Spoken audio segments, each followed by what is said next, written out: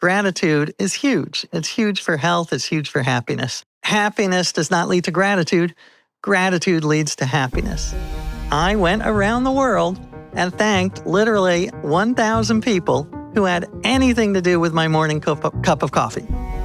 Treat your brain like a mischievous, a lovable but mischievous child.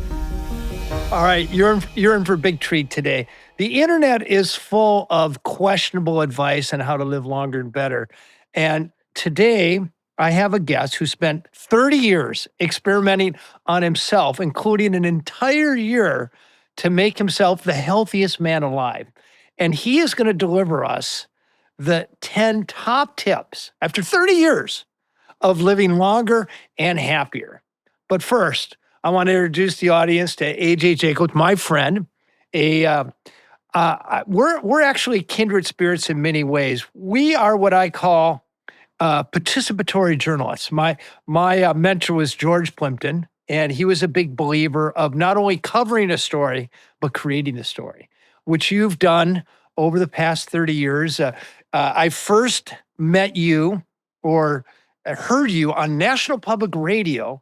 You spent an entire year reading the Encyclopedia Britannica. I did. And then actually reported on it. And I figured anybody who can make the Encyclopedia Britannica national news is really on to something. And you've gone on to write about a year of living biblically, a year of living constitutionally. You actually go do these things, immerse yourself, and then distill the wisdom for the rest of us, and you deliver it in a way that's engaging and fun, and I makes you feel better about your life by reading about A.J. Jacobs' life. So thrilled to be here. I am thrilled to have you here. Well, I am thrilled to be here. I mean, it is a joy. As you say, I feel we are journalistic cousins, and then dive into the story. I'm jealous and in awe of what you've done, biking around the world. But I've tried in my own life to take on some ridiculous but fascinating and in-depth experiments. So let's start, because most of my listeners are here because they want to live longer, better lives, right? And they like takeaways. Tell us about the year you spent making yourself the healthiest man alive. I did. Well, it wasn't just it was 2 years. It was supposed to be a year, but I needed so much work. It turned out to be 2 years. And it was about 15 years ago. I'm still alive, I can report. So in that sense, it was a success. But I was in terrible shape. I got sick all the time, partly from stress. I was what they call skinny fat. So I looked like a snake that had swallowed a goat, just a very big rat. And I decided, my wife said, I don't want to be a widow when I'm in my 40s. You got to get in shape. So I decided I'm going to try to overhaul everything in my life, from sleep, stress, diet, exercise, how I go to the bathroom, like just everything, and try to do it in the healthiest way possible. And it was fascinating, and it changed my life for the better. It was hard, and I tried everything. So Where do you go for expertise? I mean, do you? Well, I went to you is one thing. Why not? I had a panel of experts. So, the best doctors I could find, trainers, nutritionists. But it is a problem, because there is a lot of conflicting advice out there.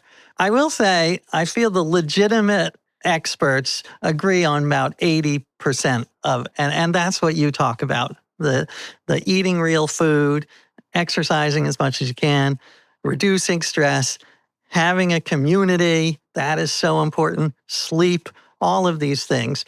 So at the fringes, there's arguments about, should I inject 20-year-old blood into myself? But the basic stuff is things we can agree on. So when you start off on this adventure to make yourself the healthiest man alive, what do you start? What's your first? Well, I started by gathering a group of people, and then I tried to go in the easiest way possible. So that I always find when you're starting a big project, and that's one of my big takeaways: micro goals, lead to macro goals. So try to start the easiest way possible. I read that chocolate in its purest form contains some great antioxidants. So I spent a lot of time eating chocolate. Did that work? Well, I'm still alive. I wouldn't recommend that as like the ultimate diet.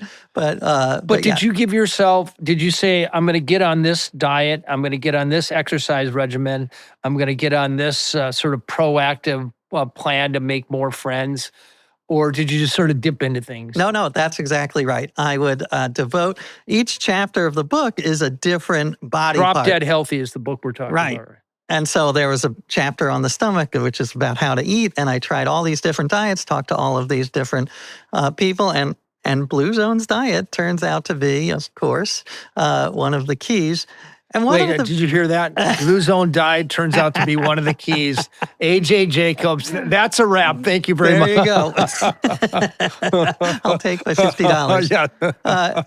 But one of the big lessons was that, yes, we know that Blue Zone's diet is good. We know that exercise, but how do we convince ourselves? How do we make ourselves follow that? And that's what you talk about, which is you got to change your environment. Willpower is overrated. That was one of the big takeaways.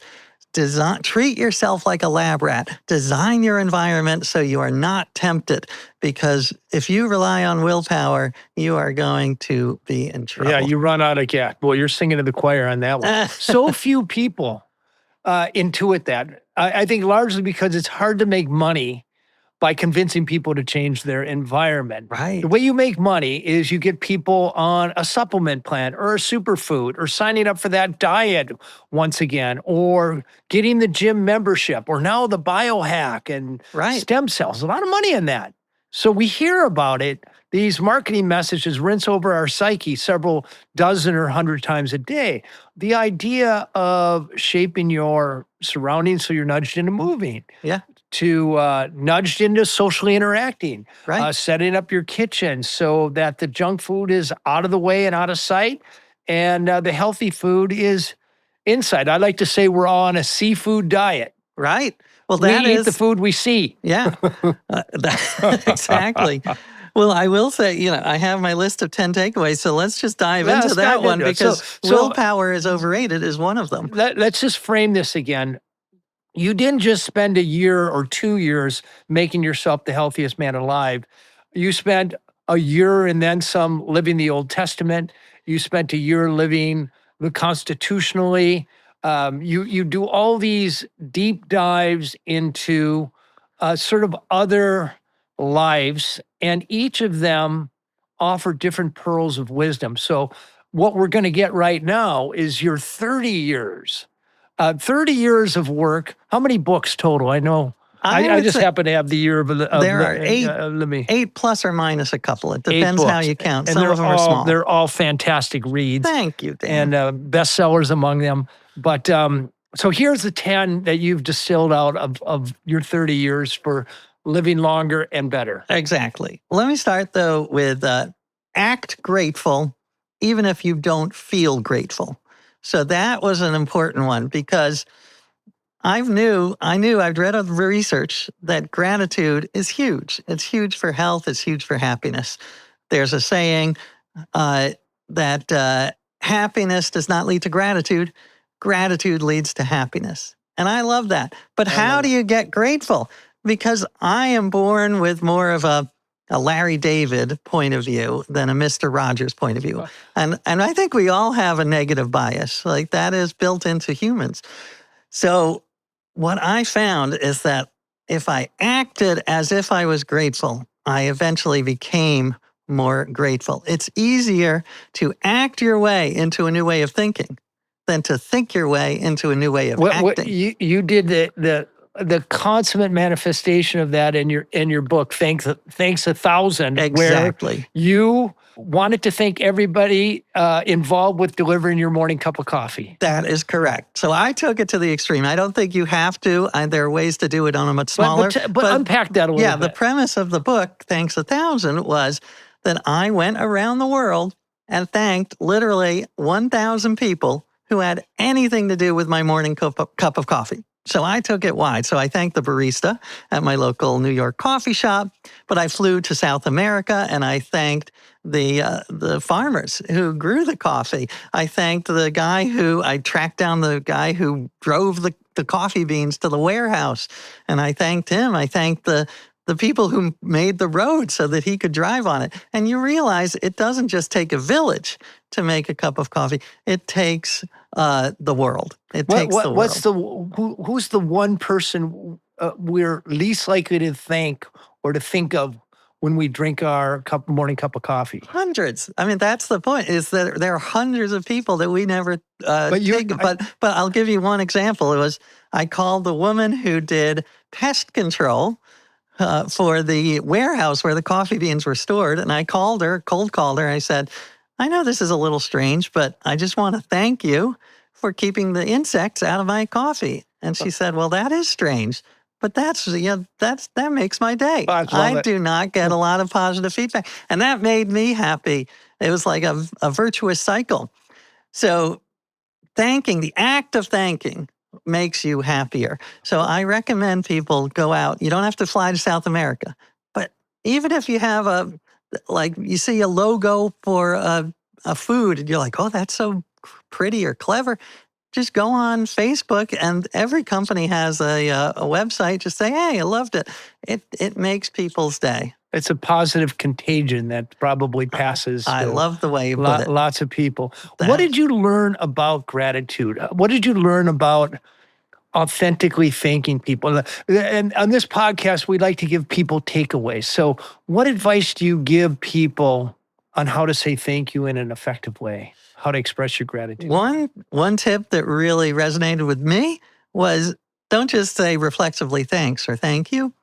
Think about what they've done. So think, my barista, when I interviewed her, she said, I'm on my feet all day. My feet ache. So maybe just think about what they've done. I want to thank you and your feet. That's a perfect way to do it. I love it. Yeah, add a little humor. Thank you and your feet for all that you do. And that makes such a difference. And I think the counterintuitive boomerang effect there is that you're not only making them feel better, but you feel better. 100%. By that act of gratitude. It is right. That it is. Can we say 1,000% since we're talking about thank you 1,000? Thank you for plugging my book. Thank you. Well, thank you and your writing fingers, by the way. There you go. And by the way, thank your wife for letting you go for a year. And thank your children for the benign neglect for taking your attention off of child rearing there you go. to write these books for us. So we can just keep going. Thank the people who made this microphone. Thank you for this room. Yes. On and on. It's actually a thing. I'm finishing a book right now called Blue Zone's Evolution, where I find the places where people live the longest lives in full health and try to explain it. And one of them is in Asia and in Japan. People think that Japanese food is sushi, but actually in this place, the cuisine is called obanzi, and it's mostly sort of braised vegetable, umami, miso, and that sort of thing. But part of the ritual of eating is to consciously thank all the people that brought that food to the table. And it usually starts with the farmer. I love that. But also the person who drove it to the market, and the person in the market who sold it to you, and the cook who cooked it. And you even think about who's going to clean the dishes. So you're conscious of an ecosystem. That food isn't just a commodity that you're wolfing down. It's part of a much bigger system or an environment that we should be conscious of that creates health. I love that. And that is exactly the thesis of my book. And I will say that savoring is a big part of that. So you brought up food. I feel that savoring is like very closely aligned with gratitude. And for one of my books, I met these people who would spend a half an hour eating a single blueberry. So they would it was meditative. Who are these people? I think they were the super low calorie people who thought that they would live longer, which I didn't buy. I feel it's important to enjoy food. But I don't think you need to spend a half an hour on a blueberry. That's excessive. That's a lot of time. But spend like 30 seconds on it, thinking about it, and it's like a pause in time, and it slows everything down, and it is just lovely. It's like meditation, mindfulness, but about food. As we point out, it's hard to remember to do that at every meal, but there is a trick I learned in Blue Zones for slowing down and appreciating your meal. What is it? It's saying grace. It's expressing gratitude. The Christians say, "Bless us, O Lord, and these I give." Right. But they put some punctuation between their busy life and their work or whatever it is, and their screen. They express gratitude. I'm thanking a higher power for this food we have. Not everybody has it. And now we're going to eat. And that slows you down enough so you're more likely to consider the texture and the origin. Right. And, it's like the Japanese. That is what I do as well. The Japanese version of that. Hara-hachi-bu. Yeah, I just do it in English, and I didn't know that the Japanese did it. But yeah, you don't have to thank God if you're not religious. You can thank all of the people who made that possible, and that provides the same pause. Hara-hachi-bu, incidentally, is a Confucian adage that reminds people to stop eating when their stomach is 80% full. I like that. If you're ever lucky enough to sit down with a Okinawan centenarian, they will literally murmur or say that hara-hachi-bu before they start eating. It's kind of gone by the wayside with younger generations, but like saying grace, it slows you down. And the reason this is important for health is because it takes about 20 minutes for the full feeling to travel from your belly to your brain. And if you're wolfing down your meal in less than 20 minutes, you could be 120% full, right? And you don't even realize it. Right. So that whole practice, that mnemonic of slowing down, is more likely to feel full when you get full, right? Yeah. But the number two that we already referenced, the number two, which also has to do with food, is that willpower is overrated. That set up your environment instead of trying to change your behavior, change your environment. And I love that. You gave a couple great examples. For me, today, I put a bowl of oranges on my counter because I knew that if I had to go into the fridge, that's one more step. Make it extremely easy to get those clementines. One thing I like to do is at a restaurant, I order the entree, but I say, can you put half of it in a to-go container? I love that. Yeah. Because, as you say, seafood. Otherwise, I'm going to eat it. That's right. And I'm usually full after a half, and then I can have the rest the next day. I've spent my career studying how the environment impacts our health. For me, that balance is found between the constant excitement and variety of Miami and the deep, remote peace of my lake house in Wisconsin. Since I can't be in both places at once, I list my lake house on Airbnb when I'm away. It allows people looking for a restorative escape to enjoy that silence while I'm gone. That same idea, matching a space to what people need in a given moment, can apply in a completely different setting too. If you live in a city that hosts major events, your home can be part of the excitement when big moments roll into town.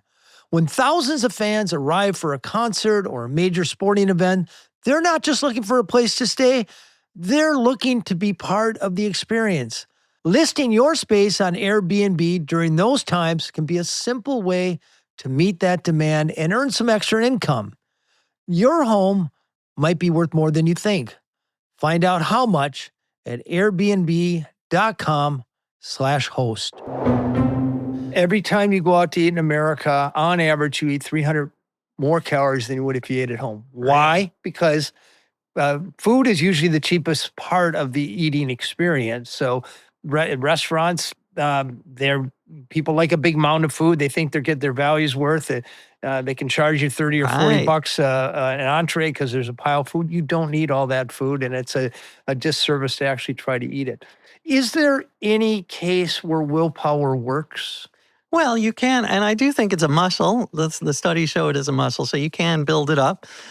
So it's not it's an important part of being healthy, but rely on it as little as possible. There's something called the Odysseus Yeah. strategy, where Yeah. you know about that. Yeah. Ulysses contract or whatever. Oh yes, Where you're tied to the pillar or whatever. tied to the mast, exactly. Because when he was going to in a boat and he was going to pass the Sargasso sirens. Sea with the sirens. Yeah. Right. And he didn't want to jump in, so he told the sailors, tie me to the mast. So tie yourself to the mast whenever you can. Actually, one of the more radical and interesting strategies I did during Drop Dead Healthy, I wrote a literal contract with myself. I was addicted to these dried mangoes, which Oh, yeah. they're at least a fruit, but they're dry. They are so sugary, yeah. so sugary. So I said to my wife, I said, if I ever eat, you have to promise me, if I ever eat another dried mango, you are going to send this $100 check. And I wrote a $100 check. Now, you could write it to a charity you like, but if you really want to stop yourself, write it to a charity you hate. And there's a Yale professor who came up with this strategy. But anyway, any way you can tie yourself to the mast. I call it strategic discipline. I have very good strategic discipline. Love it. Yeah. At the grocery store, I can say, I'm not going to buy that bag of cookies because if I buy it, it ends up in my house. And if it's already in my house and there's a bag of cookies, forget it. I'm going to eat the damn cookies. So the more you can strategically make decisions ahead of time to remove the temptation or curb the temptation. And also, it's not just in food; it's in my work. The internet is such a siren, such a temptress, and so I have to turn it off using software that cuts me off from the internet. For my most recent book was about trying to live constitutionally and get back into a year of living constitutionally. Thank you, Dan. Right. So that one, I wrote a lot of it with a quill pen. on actual parchment. And it was fantastic because there was no dings. There was nothing to distract me. I felt it really made, so you don't have to use a quill pen. Do you think the end product was better or worse than typing away on I think it was better. I still write I don't use a quill as much, but I write by hand. I write by hand whenever I can because I feel that and there is some research to back that up. You think more deeply. I suppose, yes. Because otherwise the internet is always there, just tempting you. My assertion when it comes to longevity, there's no short-term fix. There's no pill, no sub. There's nothing you can do this week or this month that has any bearing at all on whether or not you're alive and highly functioning in 2030, other than not dying. In your on your quest to be the healthiest man alive, did you find any habits that people can stick to? Well, I think yes. I think you can build habits, and I guess that's one of my tips. Is one of the ways to build habits is micro goals. I'm a big fan of micro goals. So for instance, if as a writer, if I say, okay, today I'm going to go write a book, then that's so intimidating. Yeah. But if I say, all right, for the next 15 minutes, I'm going to come up with 3 ideas for chapter 2. Then I'm like, okay, I can do this. Or with a treadmill, if I say, I am going to put on my sneakers. I'm not going to guarantee I'm going to get on the treadmill, but I'm going to put on my sneakers. I put on my sneakers. I'm going to get on it. I'm not even going to turn it on. And you eventually. So that is the way I build habits, is using micro goals. And I do have a list every morning of things that I do that have turned into habits. But the way I get into them is the micro goals. So what habits last from that year of living healthily? Well, I do actually answer. I don't write my books on a treadmill, but I do answer emails and do phone calls while walking on a treadmill because there we go. I think we were built to move, as you know. So that's a big one. I would argue, though, that's an environmental tweak that you've created this. The fact that you have a desk treadmill. True. So true. No, you're right. You're right. One habit I just adopted I did it during the year, but I've restarted it about 6 months ago. Is to smell the roses, not just the roses though, the bananas, smell the charcoal. Our sense of smell is the most underrated sense. And there are health benefits to it, memory benefits to it, and just pleasure benefits to it. Let me give you a cocktail party hack, which you showed us all last night. You show up to the cocktail party with a bag of little vials of scents. Oh, good, you're going to show it to us. I brought it along just in case. You sort of pass them around and you ask people to smell them and identify the smell. That's it. This is from a wine tasting kit. I don't really care about wine tasting that much, but it provided like 100 of these little vials with all different smells. So apple, oak, horse sweat even, which you don't want to smell. I know when I put a little of that behind my ears, the girls really flock. So every one of those. Okay, I want the whole audience to smell that. Yeah. Take us. I know this is good for a podcast. This is fruity and citrusy, but I can't quite put my finger on it. What is it? That one is passion fruit. Passion fruit. That was close. Yeah, you were in there. You got it. It's fruity anyway. So I love that. A little surge of passion. I recommend it. And, that's another big thing is to gamify it. That's another big takeaway is if you can gamify something that seems like a chore and turn it into something fun, so much better. So give the audience a good example of something that's we ought to be doing for our health that we can gamify, make it fun. Well, just exercise, gamifying exercise. I do the treadmill every day. I put it on an angle and it tracks how many feet I go up. So I try to climb 1,000 feet a day on my treadmill. And I keep track of how many days will it take me to climb Mount Everest. There you go. That's perfect. So that is a fun game. And then I'm like, hey, I'm at the summit.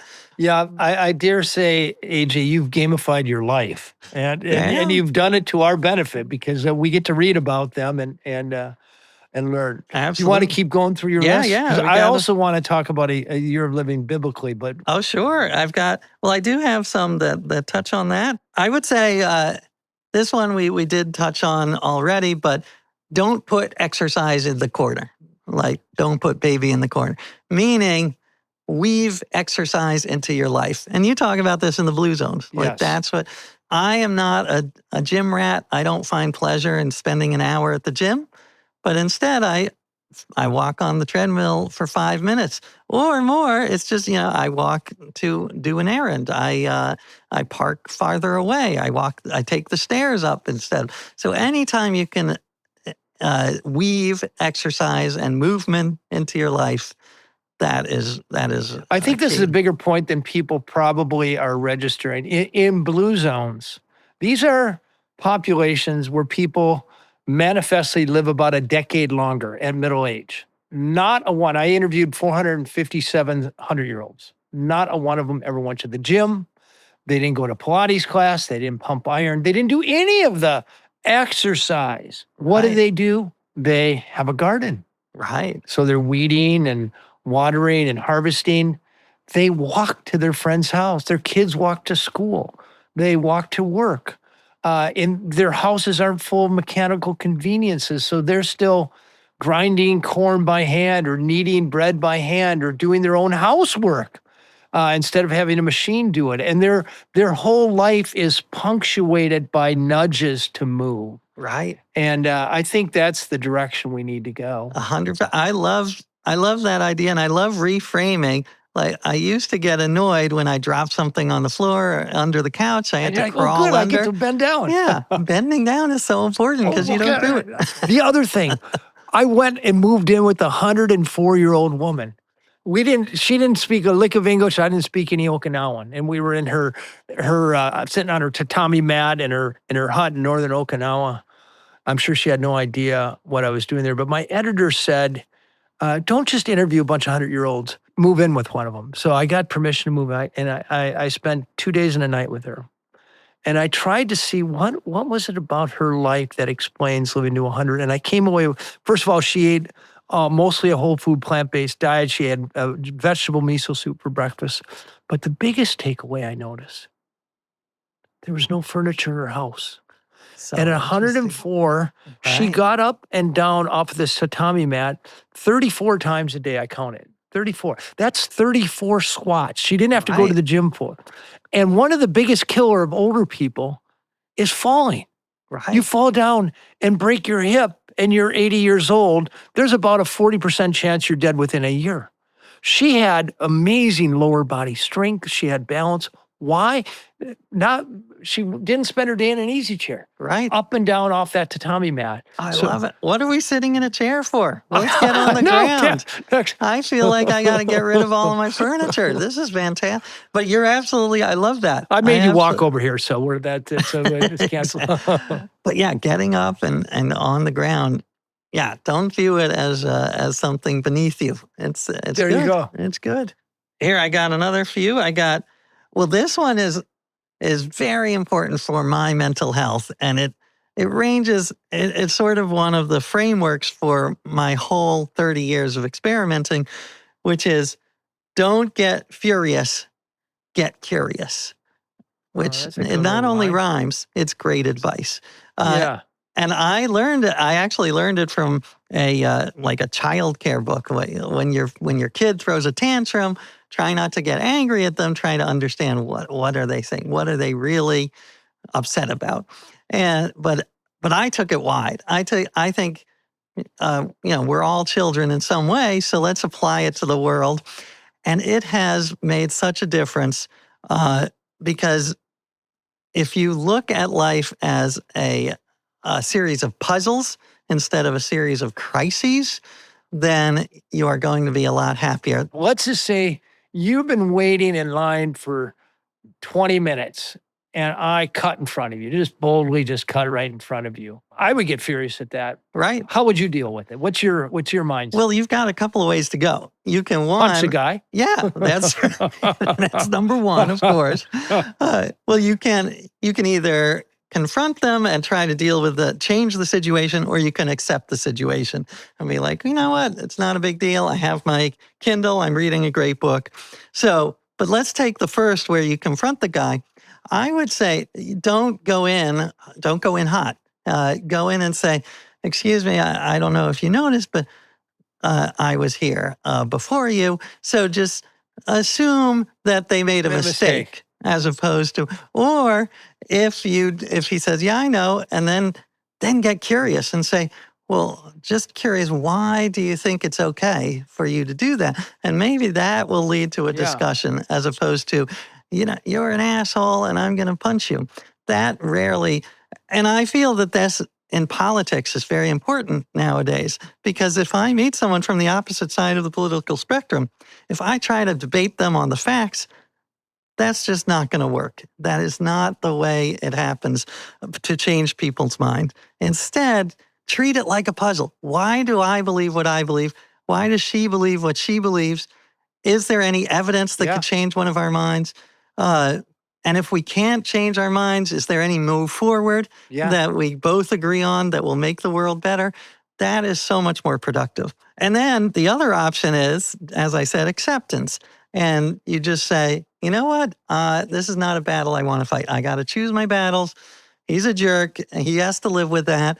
And I'm just going to have 3 more minutes to enjoy my book or my podcast or my Wordle on my phone. That's a good attitude. Curiosity. Yes. So try to get them to reveal why they're doing what they're doing. They may win you over. My daughter's getting married, and if I don't get this, I'm going to miss the wedding. And you might say, that's a good point. You know what? No problem. Never assume malice when stupidity or mistakenness can be the answer. Because a lot of us just, we make mistakes. I did a 10-day silent meditation, 4:30 in the morning till 10 o'clock night for 10. And the guy the next mat over, you can't talk for 10 days. Is this a true story? True story. Guy next to me had the worst BO. And my eyes would tear up. And I'm sitting on a mat meditating for 14 hours. And I have to admit, malice welled up in my heart. I started to hate this guy. So what did you do? At the end of 10 days, we were able to talk to each other. And it turns out he was the sweetest guy. He runs this charity for homeless children in San Francisco, and he had this mellifluous voice. He was the nicest guy. But yet, I'm embarrassed to admit it, I developed hate for this beautiful human being. And when I finally got curious about him, to your point, it completely flipped.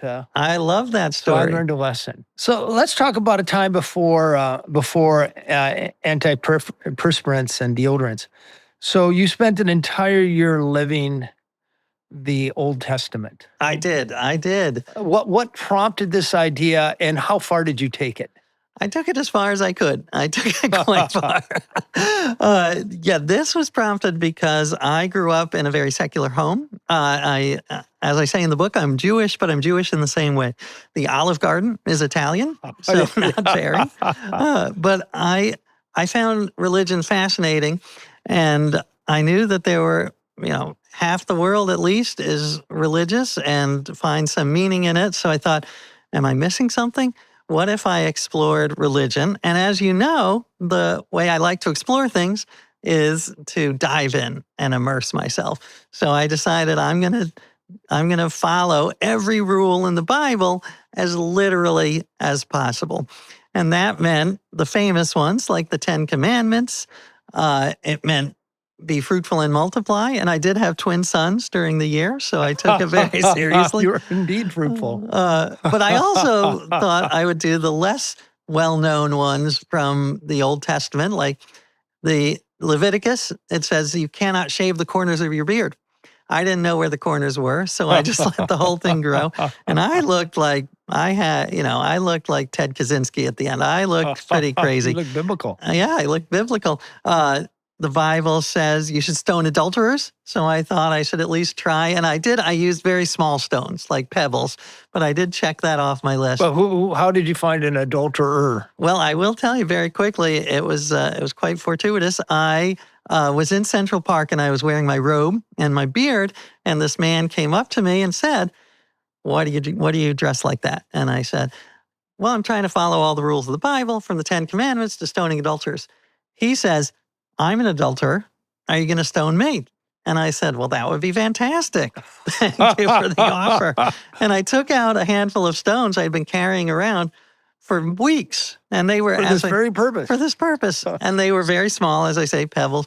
He was very aggressive. He grabbed them out of my hand and threw them at my face. And I thought, an eye for an eye, also in the Bible. So that's how I did it. But after the year, I shaved my beard. I stopped stoning adulterers. But did you eat? I mean, I happen to know Genesis chapter 1, verse 26 through 28. Good for you. God, it's the only one I know. But God says that every tree that bears fruit, so apples, oranges, tomatoes, avocado, and every plant that bears seed, so that's nuts and whole grains and, my favorite, beans. Did you actually, did you eat a plant-based diet? I did. Well, I happen to be vegetarian, so it was very helpful. Oh, okay. But I also looked into, what Leviticus has. Leviticus has a lot of rules about food, so I tried to follow those, and I did eat sort of Ezekiel bread. Although not the original Ezekiel bread was cooked over cow poop. I decided not to do that. But I did. That smoky, yeah. It's not the taste I want. But the Bible does have a line that says you cannot eat insects except for locusts, grasshoppers, and crickets. So I did try some crickets. That was because I figured. How do they taste? It's crunchy. It was crunchy, kind of not so bad. I mean, it's not so. I mean, there is a whole movement of people eating insects, and as a way, yeah. I've eaten grasshoppers, and I thought they tasted vaguely reptilian. It didn't. It did turn me off, kind of oily reptilian with a crunch. But. Right, but it changed every part of my life: how I ate, how I talked, how I walked. How did you treat your slave? Because I know in the Old Testament there's very clear rules. That was a tricky one. Dan. I actually did. I felt the closest thing to a slave that I could stomach was an intern. So I did get an intern who baked me bread, and he turned actually out to, he became a friend of mine and became a great writer named Kevin Roos. So, Oh my God, yes. who is a great New York The AI Times guy. columnist about technology. And he got his start as my As my your intern. slave. And Yeah. yes. Aren't there some kind of questionable passages in the Old Testament about how to treat women? Oh, yes. The women, I mean, if you take the Bible literally, it is not a great life for women. I mean, that was one of the big takeaways was don't follow the Bible literally. That is, there are millions of Americans who say they do.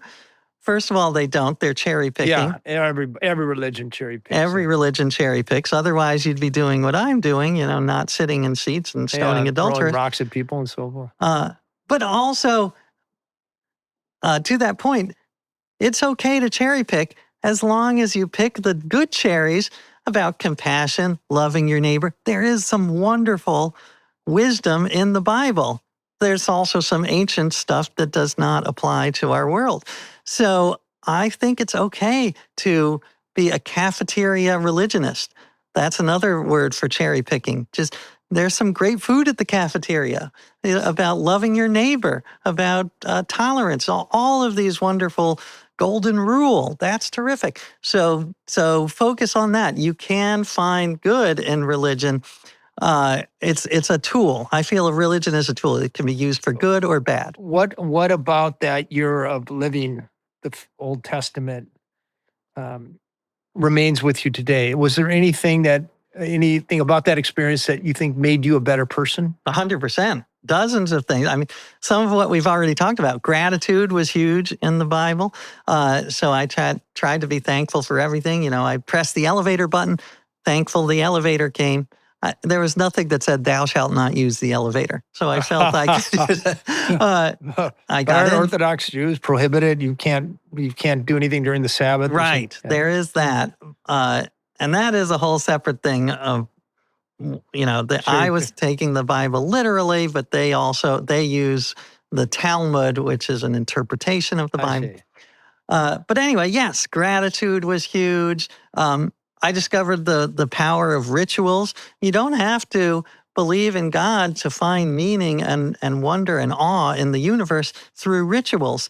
And so much of our lives are rituals. Even birthday, what is if a Martian came down and saw me blowing out fire on top of a bunch of sugar for my birthday, why is that so much more rational than a religious rite? It's not. Rituals imbue our life with meaning. So parenthetically, Phyllis Diller, who was this 90-year-old comedian, she said, "Well, I'm getting to the age where my birthday cakes look like prairie fires." There's a ritual. Yeah, you're absolutely right. I mean, just what you see in church or temples or mosques, that's all human invented sort of interpretation of what we think God wants, but who knows? Right. And I feel as long as the rituals are life affirming, as opposed to life harming, then I'm all for them. I think they can add so much meaning to our lives.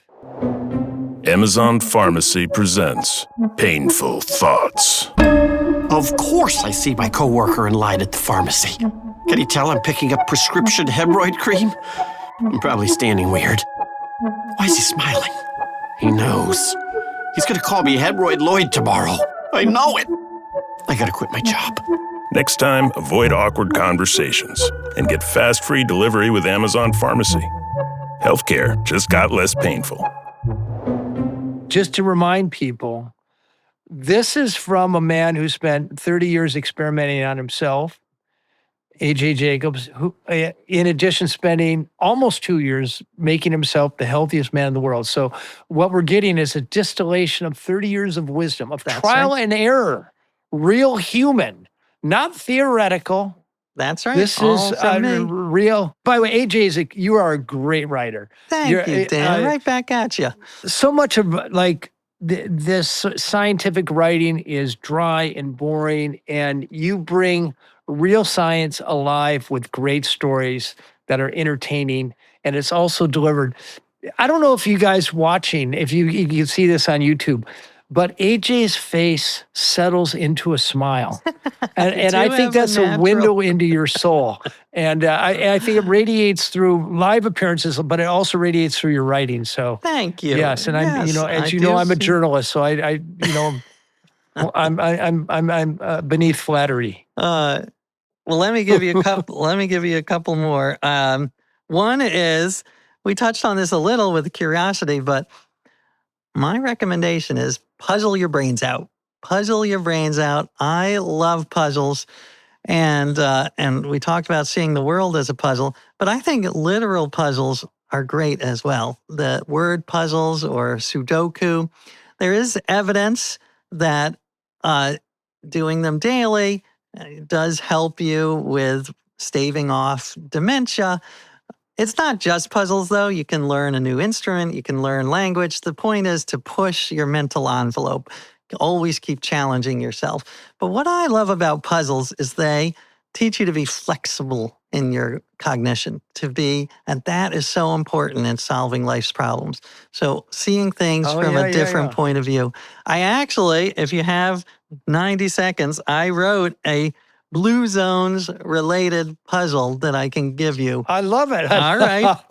But listen up, guys. So this is a word puzzle related to healthy foods, and it's the healthiest named celebrities of all time. So all of these celebrities have a healthy food in their name. So who would be an actress and dancer who was Fred Astaire's most famous partner? Oh, And her first name is a spice with anti-inflammatory effects. Ginger Rogers. Ginger Rogers. How about a clumsy character played by British comedian Rowan Atkinson, whose last name is one of your favorite superfoods? Mr. Bean. Mr. Bean. This one's a little harder. This one is an actor who played Dr. Frankenfurter in Rocky Horror Picture Show.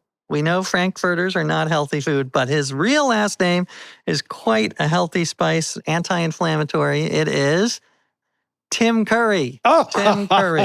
There we go. I always think about that Tim Curry and Ginger Rogers ought to get together. There you go. The Wouldn't that be spice a couple. great dish? Perfect. Excellent. I love the idea of a jigsaw puzzle Oh, yeah. done with your family or with your partner. So it's kind of a social thing, but you're also cooperating using your brain for that sort of cognitive agility. Well, that's it. And community, as you know from the Blue Zones, is so important. And doing these communal activities is just wonderful. And jigsaw puzzles also have this sort of a wonderful meditative. I feel it's like, you get into a zone. I have just two more that I want before we run out of time. This one sounds a little macabre, but it is actually life-affirming in my opinion, which is, you probably know the phrase memento mori. Remind yourself of that you're going to die. It's a fact of life. Hopefully you'll die after 100 if you pay attention to Blue Zones, but we are all going to die. And that can be seen as in a macabre, depressing way, but also you can reframe it. We have limited time here. Let's embrace what we have. Let's savor. Let's live life to its fullest while we can. And I think that is a wonderful It is so important. memento mori. And I haven't written about this yet, but I did mistakenly eat a bunch of Starburst that I thought was Starburst, but turned out to be gummies, weed gummies. And I thought I was having a stroke. Because I had to be put in the psych ward. It was that because I kept telling people I'm in two universes at once. And was it horrible or pleasant? It was horrible for the 6 hours. I thought that I was having a fatal stroke and that I would never get my brain back. The moment I realized what had happened, it was wonderful. I'm just going to ride this out. Well, it was more wonderful. It was wonderful a little in that way, but more that I thought that was it. I thought, okay, I had a pretty good life. I had some ups, I had some downs. Now, when I realized I'm not going to die, I just ate a whole bunch of weed gummies. it was like a revelation. It's like everything from here on in is gravy. This is amazing. So it really, that was a big wake up call. Like that was an interesting what an memento mori. unexpected little gift that Yeah, exactly. you were able to confront your own death and the euphoria that came from, no, it's not over yet. I really thought that this was it. I was leaving voice messages for my wife. Feel free to get married. I don't want you to be alone. So yeah, it was, but I am a big fan of, and I will say the flip of that is called, it's much less well known, it's called memento nasci, Nasci. And that means remember the unlikely fact that you were born. Oh, because wow. think about the fact that there were, on average, 100 million sperm out there. And the one that contained your DNA beat them all. That is a crazy statistic. Yeah. Like that's running a race against everyone in New York. And aren't there LA. something like 30,000 eggs? So the fact that egg and that sperm, the chances against me coming into existence are astronomical. And that's you're just upset with AJ. That is just I know, and that's just the last of the many, that your parents met, and so remembering that and being just sort of having this sense of wonder, like I can't believe. And enormous luck. As we bitch about our lives, just remember that how lucky we are to be here. And there's a dimension there to celebrate that we under-celebrate. Right. And realizing, I think luck is something is very important to think about because it's also very good for compassion. We take so much luck for granted. I agree. That just the act of verbalizing, God, that was lucky. Kind of lucky I can step outside and walk down the street and have the sun hit me. Right. They're little, just the act of verbalizing that the wonderful dimension of our life makes it more pronounced in our psyche. Right. And also the other side, realizing that bad luck happens and sometimes you do everything right and it doesn't work out. It's not your fault. It's not necessarily your fault. People who, there are thousands of people, I believe, as talented as George Clooney and Julia Roberts, who are waiting tables because there's so much luck in life. And they might be happier waiting tables. That's the other great unknown. That is possible. I don't know about you, but the biggest blessings of my life started out as catastrophes. I'm not proud to tell you this story. I'll tell you very quickly. I was a lifeguard, put myself through college. I was about to attend an after-hours party at the lifeguard station that got busted by the cops. Interesting. The next day in the newspaper, my dad's sitting at the breakfast table reading the paper. Front page, lifeguard party makes waves, sinks 7 jobs, and in the first paragraph of the St. Paul Pioneer Press is his son's name. Dan Buettner got fired for showing up to this party. And all of a sudden, not only was I humiliated my family, I lost my job. I don't know, I was going to pay tuition. And that catastrophe led through a series of serendipity. I started this basically a student discount card where I made like 5 times more money doing that and put myself through college, which I would have struggled to make enough money to pay tuition. But it turns out this stroke of bad luck became this great blessing. And I love that. And I think of a lot of us, if we can look at the things we're blessed and go back, I have this wonderful wife right now. But if I go back, the only reason I have this wife is because the girl I thought I loved dumped me. That's me. And if that wouldn't have happened. Right. That is so true. Yeah, I think it's so important to reframe and there is something called narrative therapy, which I'm a fan of. I love CBT therapy, but narrative therapy is all about taking the chaos of your life and crafting a narrative that it all led to good, that blessing, many things are blessings in disguise. What seems like a negative can turn out to be a positive, just like you said. We had this great psychiatrist, Samantha Boardman, who spent 15 years getting training in psychiatry and the pharmaceuticals, and her biggest takeaway was how we talk about ourselves and flipping it from negative to positive. Yeah, reframing is so important. Yes. I think it, and even something like saying, Life is a puzzle instead of a That's crisis. another great thing. I don't have problems. I have puzzles. And when I'm somebody gonna, cuts me off in traffic, this is a puzzle. yes. Why am I so pissed off at this? You know? Oh, that is it. Well, that is, let me end on that one. I love what you just said. Why? And what it's called metacognition, thinking about thinking. So that's one of my big takeaways from my 30 years. Treat your brain like a mischievous, a lovable, but mischievous child. I do not trust my brain because we all have these built-in cognitive biases. So whenever I have a thought, I try to step back and say, is this a good thought? Is this true? Is it useful? And like you said, I often gamify it. One thing I love to do, and I wrote about this in my Substack, it's called mood watching. It's like bird watching for moods. So I make a list of emotions at the beginning of the day: gratitude, awe, annoyance, schadenfreude, jealousy. And whenever I experience one, I try to check it off. I actually carry a card around with me Oh, let's see this. and then I check it off and I write what caused it. But that's an example of my mood watching. So here's the checklist right here.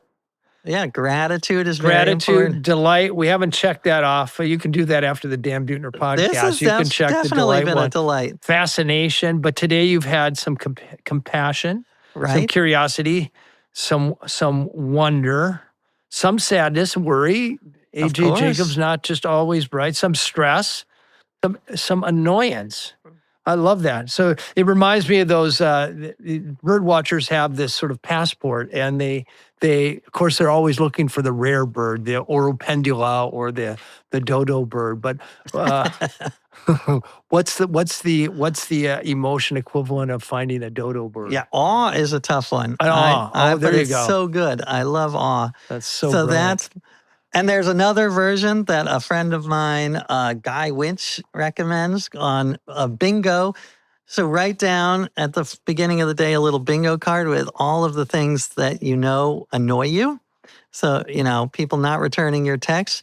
And then you check them off and it's not as annoying because it's a little bit of a game. That's right. I want someone to cut me off, damn it, because I got to check out B16. And it also distances you.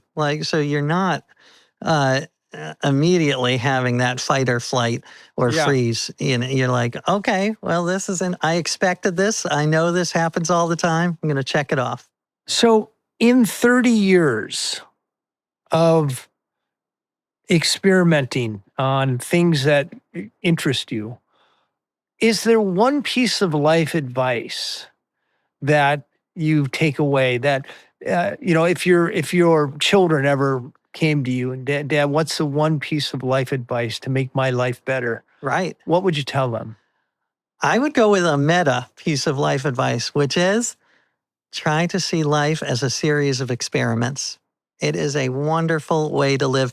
You don't have to grow a huge beard and stone adulterers, but I am a huge advocate for mini experiments throughout your life, whether they're health, they're mental, they're work, they're romantic.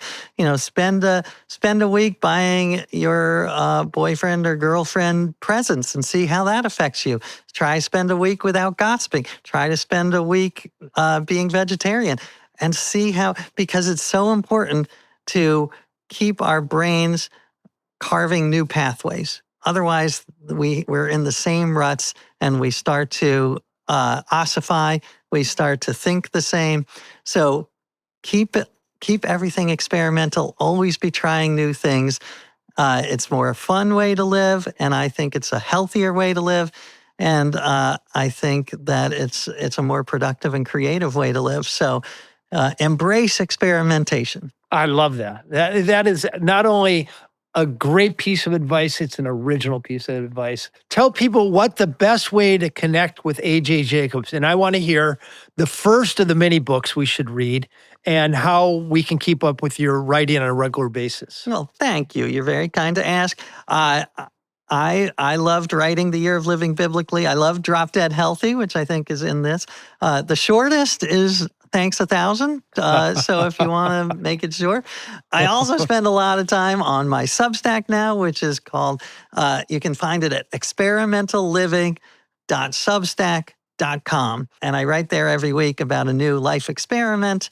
And I love the reader feedback. So send me emails whenever you can. AJ, thank you for experimenting on yourself so we can all live better lives. Right back at you.